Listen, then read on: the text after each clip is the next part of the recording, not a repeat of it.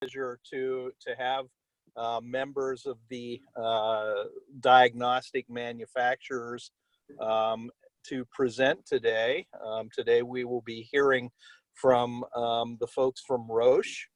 Roche is a very huge partner in the laboratory HIV diagnostics industry, and we are very happy to hear from Joni Zurowinski and Kevin Gara. I'll introduce Joni. Joni serves as the Senior Project Manager in the EMEA LATAM region for the Roche Molecular Diagnostics, working in Rottgrenz, Switzerland. In this role, she leads the Roche Global Access Program initiatives for this region, including external partnership, management, and coordination across Roche affiliates. She earned a bachelor's and a master's degree in biochemistry from McMaster University in Canada, and an MBA in global business from Pepperdine University in California. Also presenting today will be Kevin Gara. Kevin serves as the Chief Product Stewardship Officer for the Roche Group's Corporate Safety, Security, Health, and Environmental Protection Department. He has a Bachelor of Science degree in Industrial Hygiene from Quinnipiac University and a Master of Science degree in Environmental Engineering Science from the University of Florida. He is a certified industrial hygienist, and in 2014 was named a Fellow of the American Industrial Hygiene Association. With that, let's welcome both of our speakers. Thank you very much. Thank you very much, David. Joni, kindly share your screen. Whilst Joni is sharing a presentation, will you kindly all use the chat box as usual to register your presence? Please enter your name and organization's name in the chat box. And whilst the presentation is going on, as usual, kindly enter all your questions in the chat box, and we'll attend to them immediately after the presentation. Joni, over to you.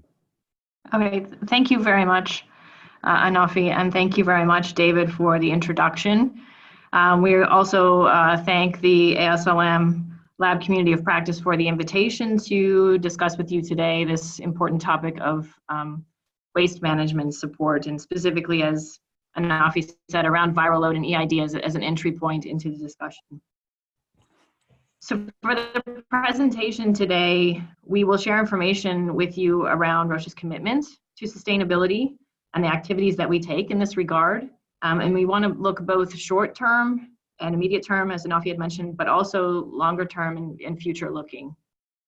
So with respect to the immediate focus, we would like to also discuss some proposed activities for collaboration with ASLM and the CDC, not only to help you better understand what is within the waste for the viral load and EID products, but also in how to deal with waste and waste management needs and how we can provide further support. And we understand and recognize that this is a continual and ongoing process of real interaction and collaboration.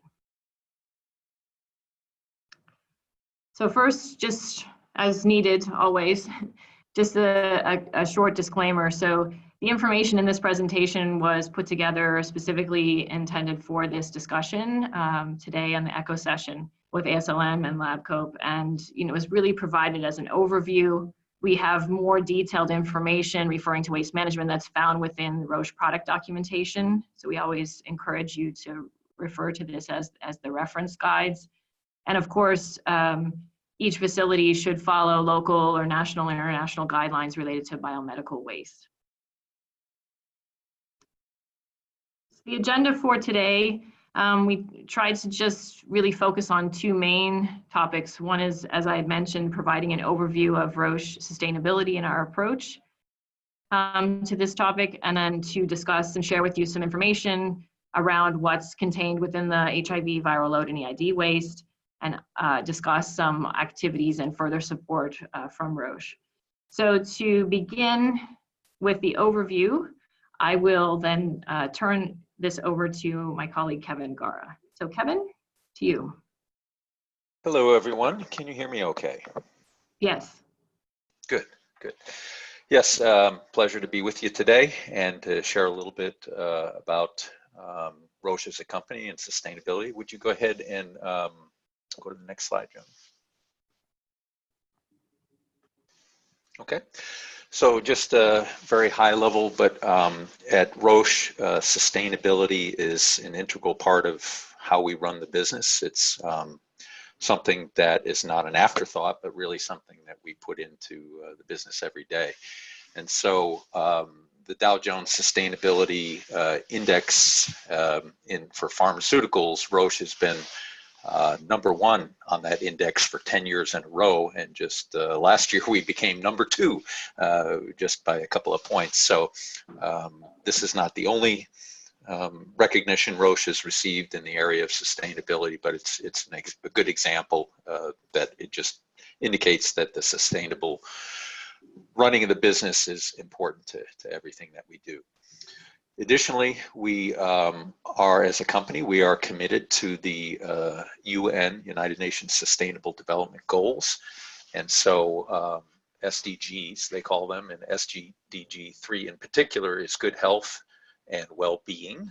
And then goal number 12 is responsible consumption and production. And so these are examples of commitments that we as a company have made for the betterment of the planet. So if we could then, Joni, go to the next slide. That's a little bit about Roche and sustainability. And then just in terms of what's happening around the global environment, there's a huge increase in the number and type of environmental regulations all over the globe. It just continues to grow, and Roche's commitment is to be fully compliant with all regulations that impact us anywhere in the world that we do business. So the example on the upper left here is the REACH legislation in Europe is an example, where as chemicals are identified as substances of, what they so-called SVHCs, substances of very high concern, we work not only just to comply with the regulations in restricting the use of those in our products, but then even we go beyond compliance, as indicated in the bottom middle of that slide, and have a commitment publicly to where technically feasible to stop using those substances in our products anywhere in the world, not just in the European Union where the REACH legislation is applicable. And then there are other legislations up in the upper right. I show the RoHS, the EU legislation restricting hazardous substances in electrical and electronic equipment. And there's the WEEE directive, and there's just many, many others. And so it really takes a big commitment actually just to keep tabs of all these legislations and then look how does it all impact our products, and then what do we do to adapt to those legislations. And then going beyond even that, if you look in the lower right, circular economy, we're even looking at principles of how do we take and retain the value of the materials that we use in our products. So maybe the metals, the plastics and things like that, where possible, how do we continue to use them in a circular economy sense, which is one example of that would be recycling of equipment. Would be an example that contributes to circular economy. So those are just some examples of how we try to comply and then even go beyond compliance. If you would, Joni, next slide. Okay. So I work in the area, it didn't seem to advance there. Yes, sorry, let me try. Sorry, I think, let me try again. There we go. Yeah, okay. So I work in the area of product stewardship, and so this is about minimizing the possible negative safety, health, and environmental impacts of our products out in the world. And so in the upper left, you'll see sort of two main points about this topic. One is that we've established some design principles that we're going to roll out in 2020. Formally. I mean, I think many of these design principles have already been applied in one way or another, but on the right side, you'll see our concept of design principles for product stewardship, and starts in the upper right with the voice of the customer, which is, I think this is a great example of what we're doing today, of hearing from you your concerns about waste management, and then capturing that and integrating into product design.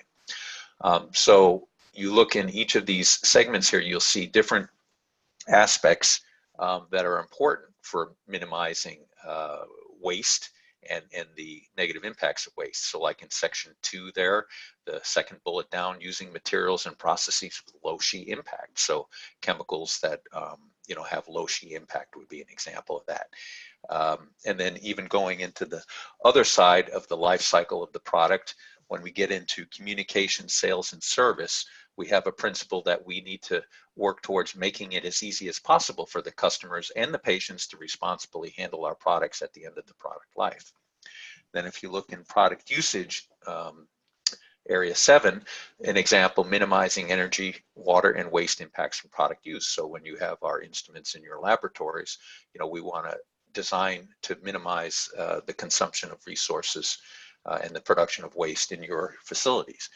And then lastly, at the full end of life for the product, we want to make it easy to separate, reuse, and recycle materials. That's part of the circularity concept I mentioned previously. So coupled with these design principles, last year we had a team of internal experts supported by an external consultant who developed a scoring tool for product stewardship performance. And we will roll that tool out again also in 2020 so that development teams can actually assess themselves and how they're performing in each of these principled areas. And then on the lower, kind of the lower left here, you see how we see all of these principles feeding into what are our business objectives and sustainability objectives. So doing now what patients need next, that's our innovation theme, where we really trying to anticipate what are patients and customers like all of you needing, and build that into our innovation model. And then below that, reducing barriers to Roche products and services. So if we have products that consume lots of energy, water, and produce lots of waste, we know that that can be a barrier in some parts of the world, and I think also in particular in Africa. So we want to work to reduce those types of barriers. And then lastly, just in overall sustainability, we have the aim to minimize the negative impacts of bringing our products to market. Okay, Joni?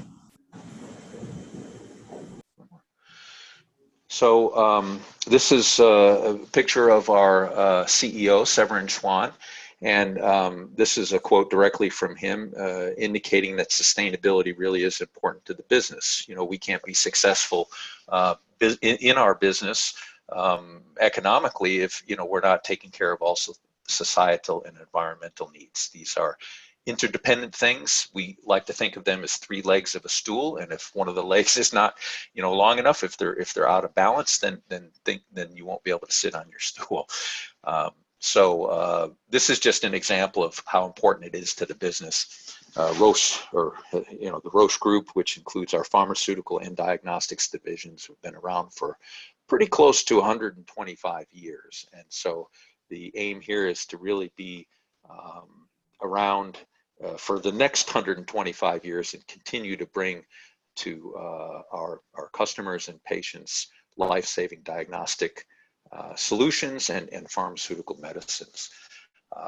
So this is also not something that happens overnight. I mean, these kinds of changes, the things that we do are highly regulated, all of the products that we produce, and there's long processes to develop these products, and changes don't come quickly. It takes a long time to work through the changes and then the regulatory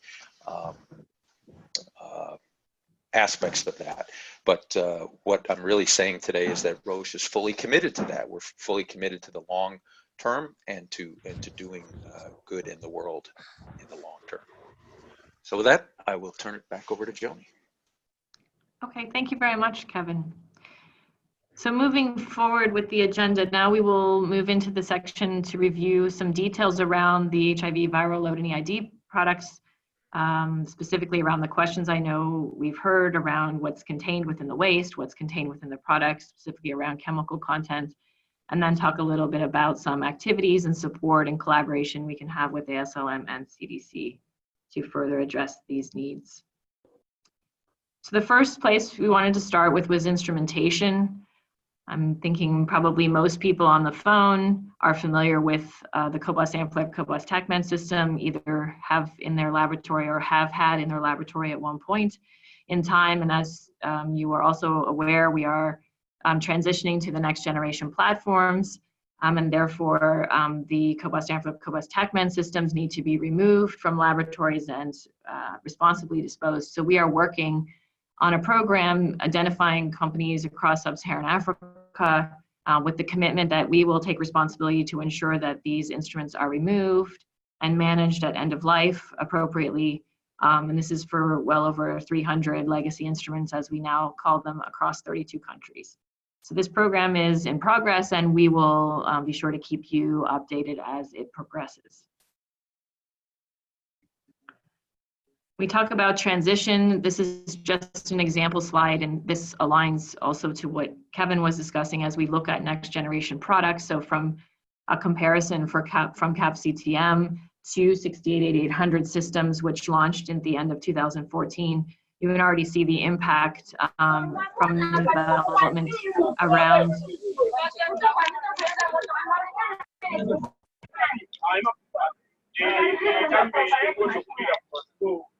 Sorry, Anafi, I don't know, can you mute people, Anafi?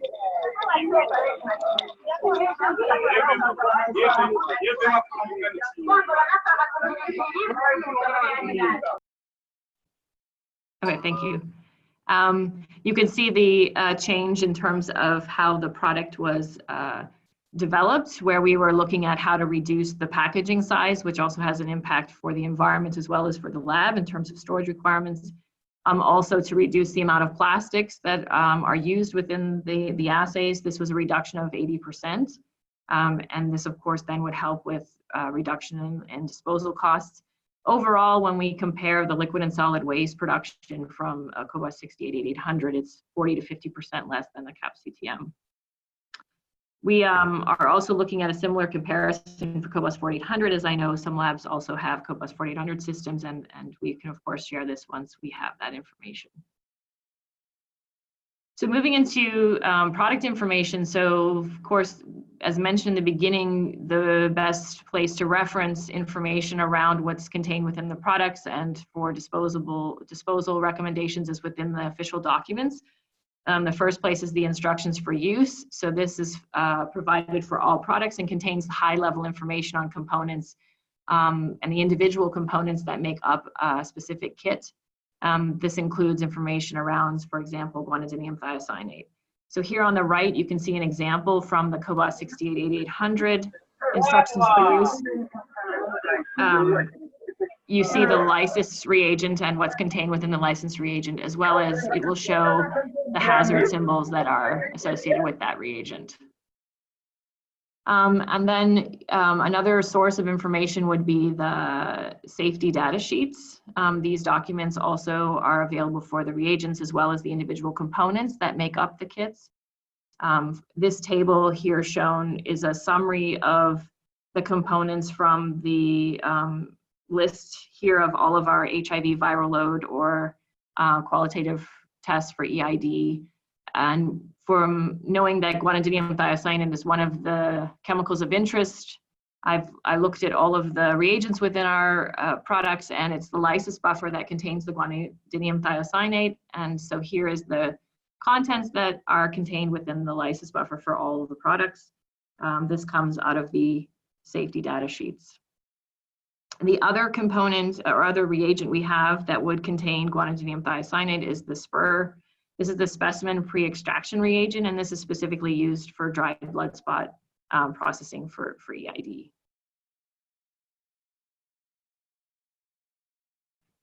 So taking a deeper look into a safety data sheet, this is an example for cobas 68800 and the lysis reagent. When you look in the sheet, of course, there's a lot of information that's contained, but one of the sections of interest would be section 3, which is the composition information on ingredients. And it also shows the classification according to European regulation. It's basically what was on the previous slide in terms of the concentration and what's contained in the lysis buffer, but here it gives you more details around the classification for the chemical components. If you would look then in section 13 within the SDS, you will see disposal considerations. So again, here we're talking about unused product.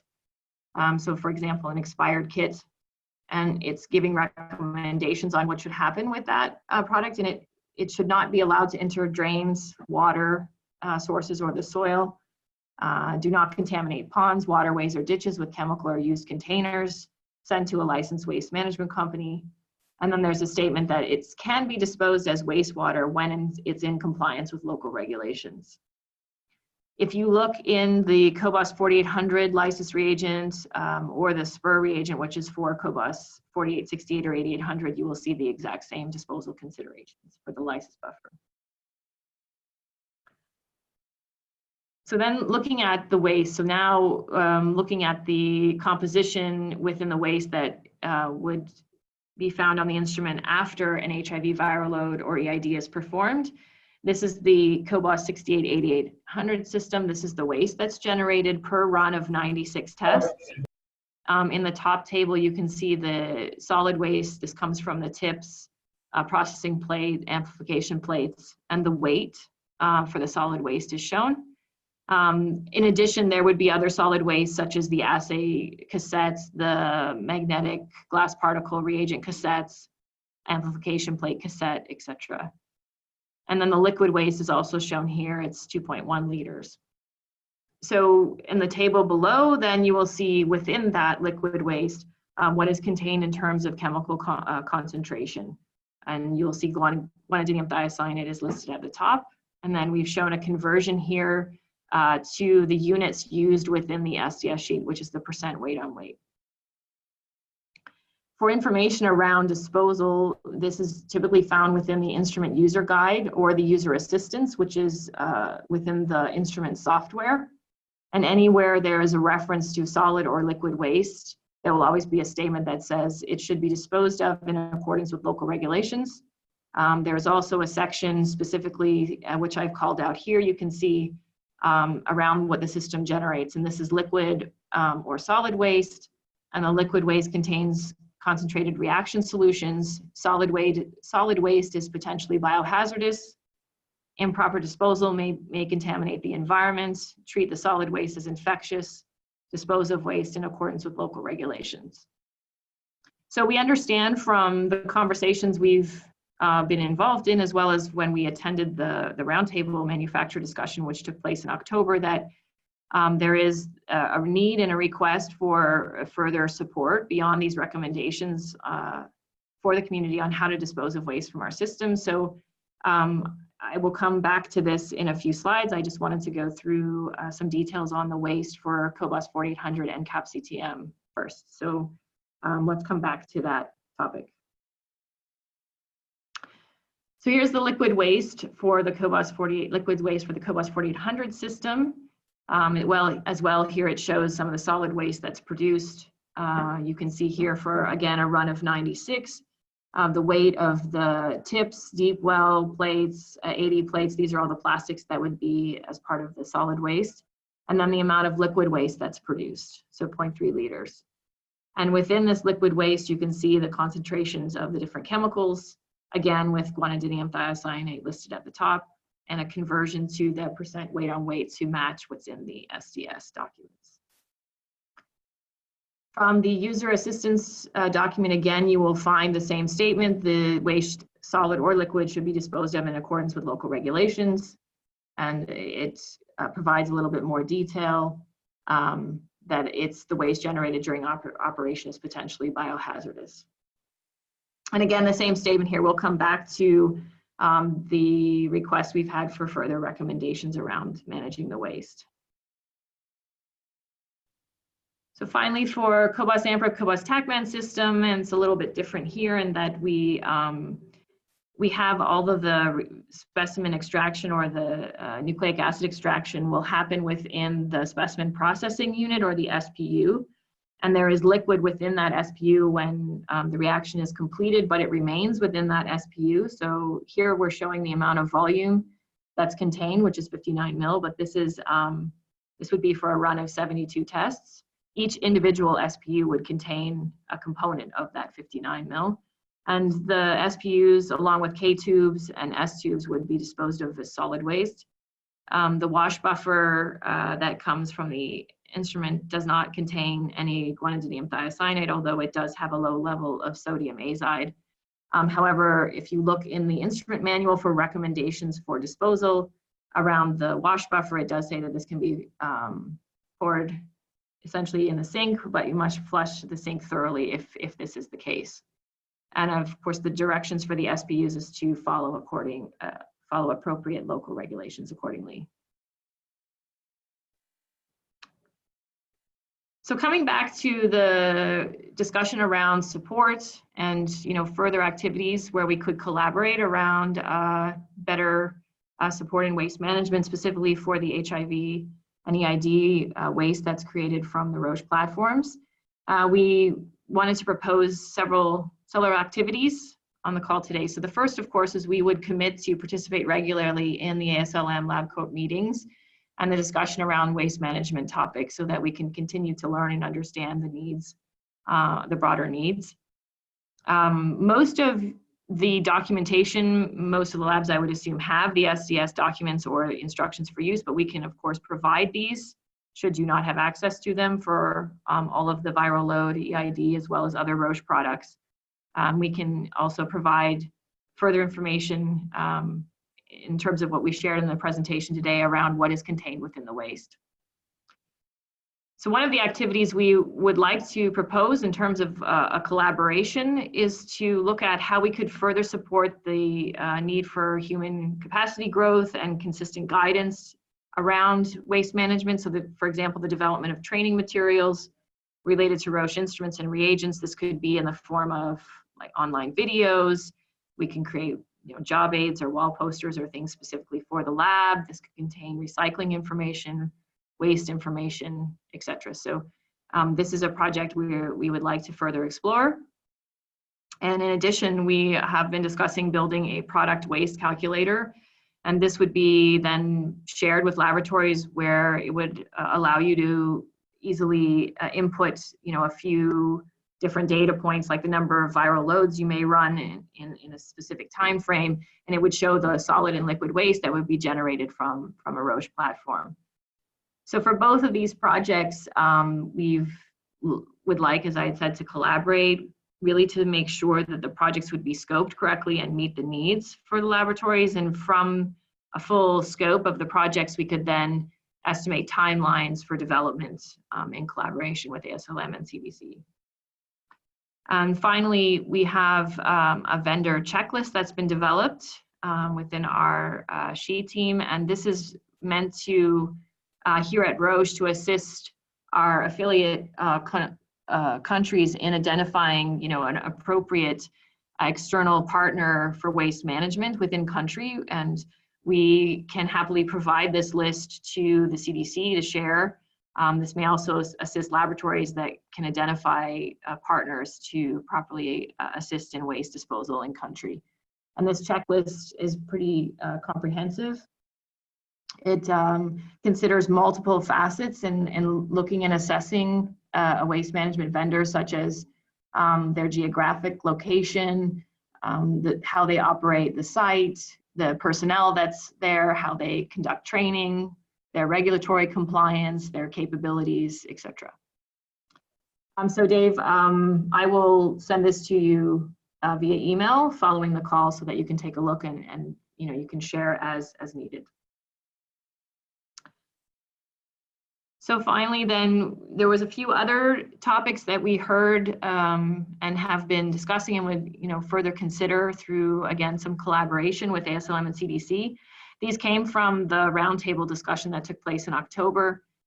We heard the request or interest around inventory management support as maybe one way to reduce waste, because this would minimize the product that would then expire and have to be properly disposed of. So we're happy to further understand that need and explore these options.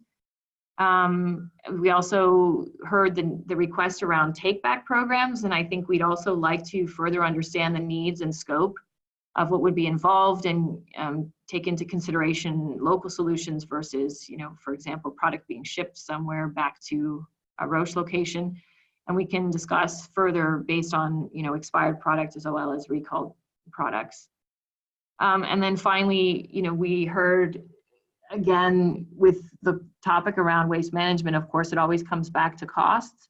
And we would be happy to provide information as needed around Roche viral load products, our other molecular tests that could help support the development of a cost analysis around waste related to viral load and EID testing. So one final point I'd like to share is when we think about the waste, we're thinking specifically about the reagents and the instruments themselves. But we also think about this in the context of broader lab operation as well as lab network operation. We have capabilities within Roche. This is what we call Roche Healthcare Consulting. And most people think about this in terms of how do we drive efficiency in the lab or more effectiveness, but it's also about sustainability and how we can transform labs. We just have a couple of points here around what that means. So it can be at a lab level, just optimizing the workflows and the processes within a lab to optimizing a lab network. This can result in reducing the number of instruments or reducing footprint. It can improve the efficiency of how a lab processes samples in a given day. It can then, which may result in better inventory management, and also it centralizes waste management, which can also reduce costs. We also look at lab planning. So for new labs or labs that may be undergoing a change, we can think about this from a green perspective. We have consultants who have been trained and have capabilities that are linked to sustainability in terms of how we look at laboratories and make decisions with the goal of improving efficiency and quality. But this can also lead to economic savings for the lab, and know that we think about this in terms of all the certification processes that would be required. So then to summarize, we covered a lot of topics today. So in summary, just wanted to reinforce that we are committed to developing solutions and strategic partnerships. We want to look at end of life of the instruments for proper removal and disposal, and also the ongoing waste management. And within each of these categories, we have specific activities that we've committed to. For example, with instruments, it's the safe removal and disposal of the legacy systems that have been deployed across Africa for HIV scale-up. And it's also working with laboratories, ministries of health as we transition to the next platforms to drive efficiency and think about this in terms of sustainability. For example, in ongoing waste management, we will provide as much information as we can around our reagents, components, and what's within the waste, and help develop support materials for laboratories to deal with this waste. And we welcome collaboration and partnerships with across key stakeholders related to this topic. And we are also exploring partnerships with external or third-party companies where we can expand our waste management understanding and capabilities. And as Kevin mentioned in the beginning, we also are thinking long-term in a proactive way around product development to systematically reduce the SHE impact of our products that we launch in the future. So with that, I'll say thank you very much for your time and attention. And I guess Anafi can open it up for questions and how else Roche Diagnostics can support, or other questions that maybe the participants have today. Great. Thank you very much, Johnny and Kevin.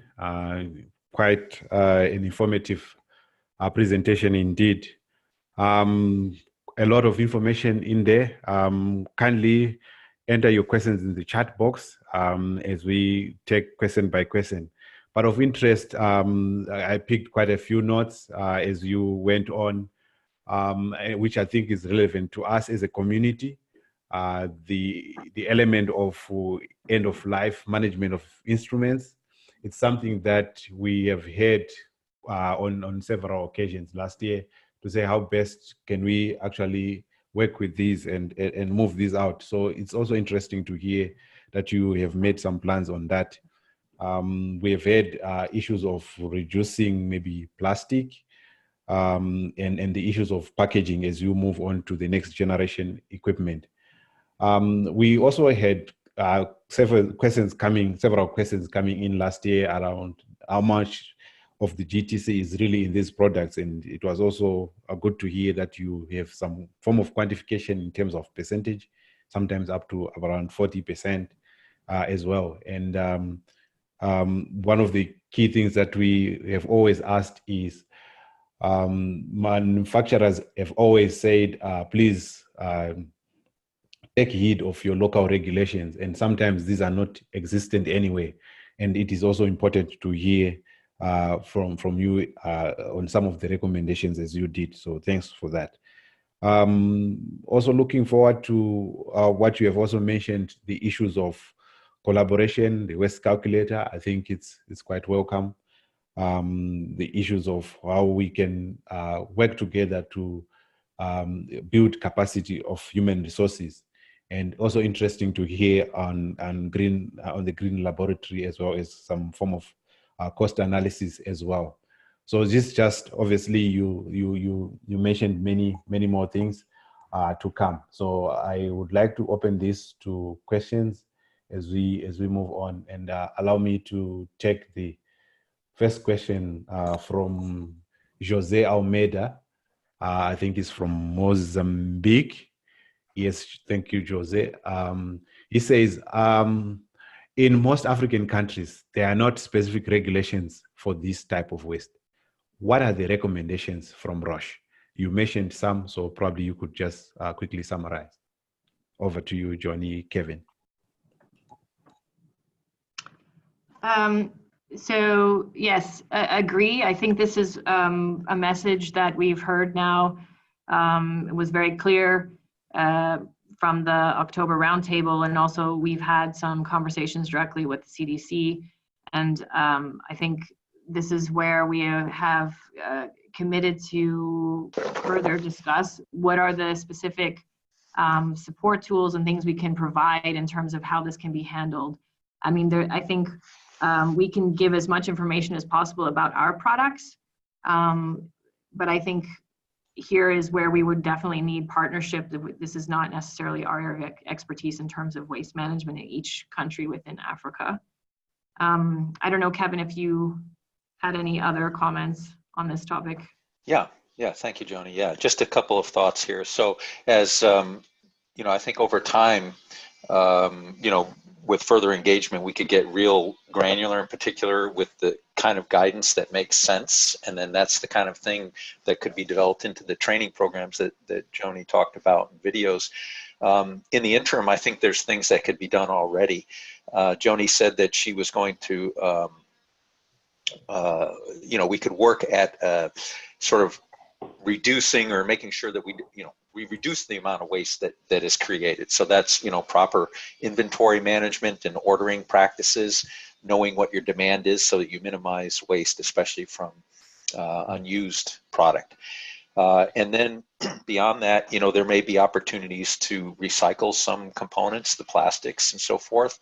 So that could be looked at. And then beyond that, you would always then at some point need a place where the waste you know, could then go. And so ideally it would be probably some of this waste should be, you know, ideally would be incinerated, but that's not always a capacity that's available everywhere. So then it would be a matter of looking at other alternatives, properly designed and managed landfills that can handle it. And I think the vendor checklist in particular could be helpful to all of you as you look for where are the places that can handle the wastes. So I would encourage you to take a look at that and see if that could be applied. And as well, there may be in-country consultants that have expertise that you would want to avail yourself of. Thank you, Kevin. And the next question is from Nora Vere from Zimbabwe. She says, from a manufacturing perspective, is there any possibility of substituting the guanidine thiocyanate with more environmentally friendly substitutes? From a manufacturing perspective, is there any possibility of substituting the GTC with more environmentally friendly substitute? Over to you. Yep. So again, and Kevin, please feel free also to add in. We've heard this as a recommendation. So maybe just to clarify, for the current products or products that are already in the market, of course they would remain as is. And as Kevin was mentioning, this is part of our goal in product stewardship, is to look at what's within the products, and as we move into next generation products, is there an opportunity to make changes? So I think this is probably something that's more in the longer term rather than the immediate term, especially around the HIV viral load and EID, as these products are already in the market. Yeah, and then so just one other thought is that one of the topics that comes up a lot in the green chemistry work that we do is a concept we call avoiding regrettable substitutions. And so what the possibility is, sometimes, if you're not thoughtful and careful in what you do, you may pick a substitute has different properties that are maybe not as desirable as well. So it needs to be a carefully thought out process as well, because we're talking about, I'm not the expert in the testing here, but I understand that the GTC is, for many years been the standard, more or less, of how some of this work gets done, and a critical part of the process. So a lot to take in terms of, certainly think anything is technically, potentially possible, but it has to be done in a very thoughtful way. And then I also mentioned the long time frame for the regulatory approvals that are necessary. So it's a bit of a challenge, but that's, the kind of thing that we, over the long term, try to continually improve. Thank you both, and that will be welcome indeed over the long term. And the next question comes from Jose again, and it says, will the new platforms be able to test DBS, which is used in many African countries? I think this question is to do with the new next generation platforms that you mentioned. Will they be able to test DBS, which is used in many African countries? Quick one. Sure. So thank you for the question. Yeah, so the products for dried blood spots for early infant diagnosis, yes, this is compatible with the new generation platforms. And maybe some of you are aware already, or may not, that we have developed and launched a product called cobas plasma separation card. So this is essentially a dried plasma spot for viral load, as plasma is the gold standard sample type for viral load. This is what we would then be recommending for use in viral load on the new generation platforms. And actually, the plasma separation card is also validated and WHO pre-qualified on the cobas AMPREP cobas TACMan system. Thank you, Johnny. The next question comes from Pascal, and she says, from a system perspective, can you highlight how your initiatives also benefit other testing other than HIV? This could be an important point when mobilizing national stakeholders. From a system perspective, can you highlight how your initiatives also benefit other testings other than HIV? Thank you. Okay, sure. I know, Kevin, if maybe you want to start, because I think your presentation and section is more general for all of Roche, and then I can take the specific molecular part.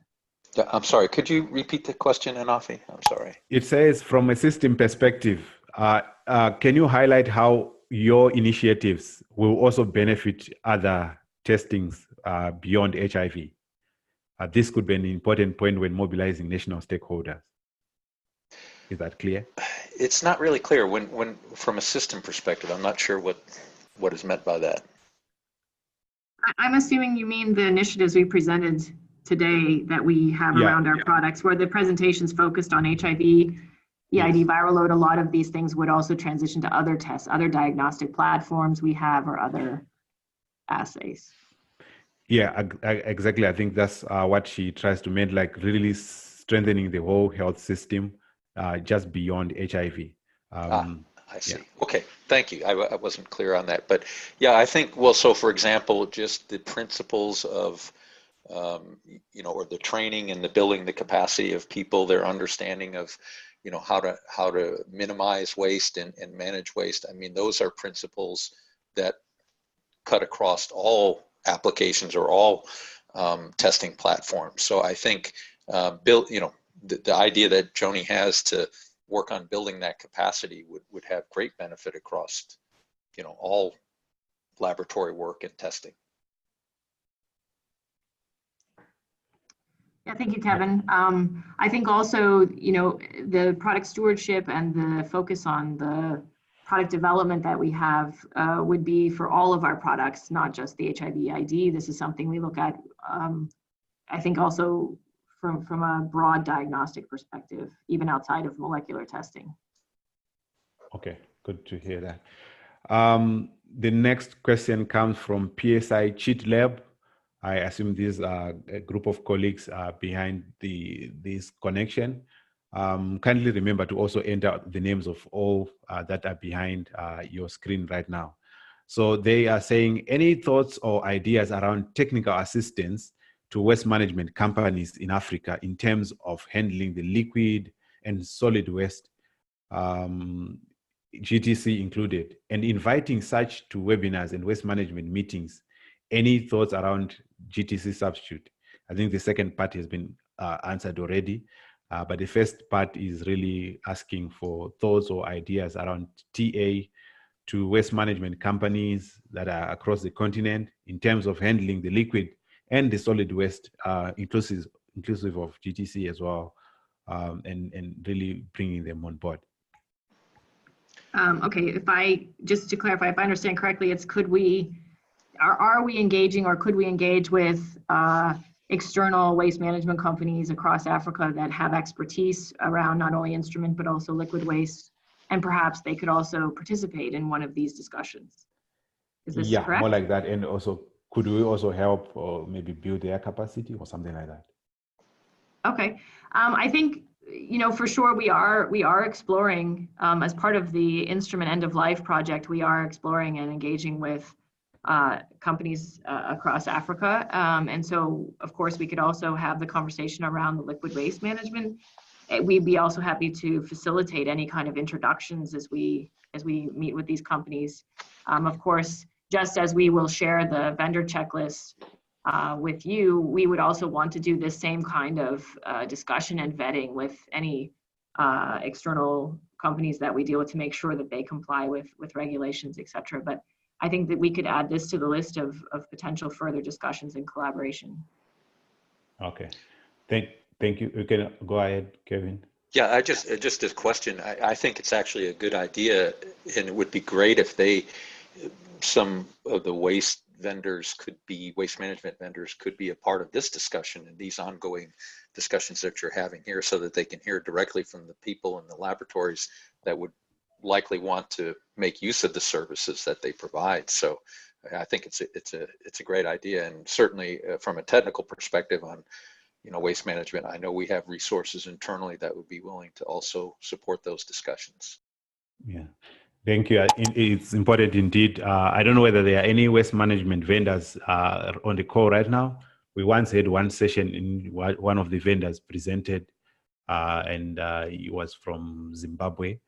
That could also comment on this. Please let us know. The next question says, it's from Collins, for a clear disposal of GTC, why not expressly state that the waste containing GTC needs to be incinerated? Why not expressly state that the waste containing GTC needs to be incinerated? Okay, I got that question. Thank you, Collins. I think this is a question we'd have to take back and have a conversation, because I believe that, again, most of the documentation that we put together for our products is global in reach. And so there's different capabilities, infrastructure, and facilities across the world if you're looking at Europe or USA. So I know that incineration is one of the options, but I don't believe that's the only options. And so we would need to come back, I think, with further discussions around around that point. Thank you. The next question is from HP. That's how it's written here. So he or she says, I would like to ask whether the new platforms will be docked or undocked. This could be very important to ensure that the specimens are automatically transferred to the TACMan machine for PCR. And I think this one is from Tanzania. Yes, so the cobas 688800 systems are all integrated. They are one unit. And basically, once samples are loaded on the system, there is no further interaction needed except at the end to accept results, or if you need to or would like to add more samples during the run, so you can continuously load reagents and samples. The cobas 4800 system is not fully integrated. You do need to transfer the PCR plates to the amplification instrument. We are looking at future generation platforms that would be more low volume, that would be part of the 688800 family, which would then be integrated. Those are not yet fully developed or launched, but this is the future plan moving forward. Thank you. Next question is from Bright Sachi.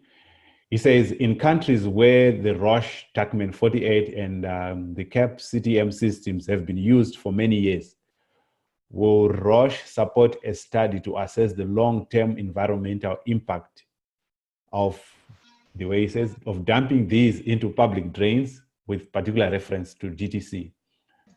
In countries where waste from Roche TACMan 48 and the CAP CTM systems have been used for many years, will Roche support a study to assess the long-term environmental impact of dumping these into public drains with particular reference to GTC? Hey, Joni. Yeah, go ahead, Kevin. Just a thought here. Maybe a first step here would be to take a look at, I think it might be possible to do a kind of a screening risk assessment where you could look at, for example, if we could, wherever, if some labs could provide some information about, the number of tests they run and so forth, and then we could get the information that Joni has already provided on the quantities of waste and type of waste. Maybe it would be possible, Joni, to do a kind of a screening risk assessment using some of the data that we get directly from the labs, and then bring that to our people and see if they could help us with that. I think that might be something that we could, as a first step, just take a look at that and see what that tells us. Okay. Maybe Anafi, if this is if there's a specific ask in a specific country, maybe we can do this and start it in one country and try the risk assessment approach as Kevin's recommending, and then we can see where that takes us as a first step. If there's a specific country that's interested in this, maybe let us know. Yeah, that would be welcome. And thank you also, Bright, for bringing that. Certainly we'll get back and see we can work around that. We have about a few minutes, I think less than 5 to go. There might be some that might have a challenge in entering the questions in the chat box. Feel free to jump in now. Using your audio, you can unmute and go ahead. Any burning question that you might have? I know we have country teams that are around here, and we have quite a large footprint of Roche instruments. And any comments or suggestions that you might have to our Roche colleagues? Going once? Going twice? All right. So to just round up, as it's almost time now, I'd like to also thank Kevin and Joni from Roche for coming through and sharing with us, I think, very important information regarding waste management. As I said earlier on, many a time we have always complained that our colleagues from the private sector have always sort of tried to use a general term in terms of us going to use our national guidelines. And unfortunately, not all of us do have these guidelines. So we find all this important information that you have shared with us quite very, very informative.